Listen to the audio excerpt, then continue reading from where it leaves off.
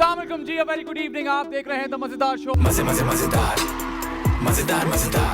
आप माशाल्लाह वैसे ही हैं जैसे आप आम जिंदगी में। यार मुझे ऐसा लगा, मुझे कोई पूछता भी है कि जरा आप होस्टिंग की ट्रिक क्या है आपकी, तो मैं कहता हूँ यार ट्रिक ये है कि बस जैसे ये कैमरा ऑफ है तब हो, वैसे ही जब कैमरा ऑन है तब। आपका और फैजान का क्या चक्कर है आपस में? मैंने 2 साल पहले फैजान शेख से शादी की थी। मैंगो जो है वो काट के खाते हैं या खुरुश करके खाते हैं? नहीं वो बोला नहीं आता, क्यों? वो खाली आमिर भाई को आता है। कुत्ते का बच्चा अच्छा लगता है, बिल्ली का बच्चा? कुत्ते का।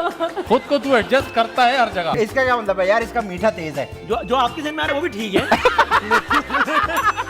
मुझे नहीं करना क्यों? है। जो भी अंदर है वो हिल रहा है, मुझे दिख भी नहीं रहा, मैं उसकी आंख वाँख में कहीं डाल दूं हाथ। 3 ऐसी चीजें बताएं जो आप खुले आम करना चाहते हो। चौक पे खड़े रह के खाना खाना, चाट खाना। मुझे लगता है जब भी फंसते हैं खाने पीने में चले जाते हैं।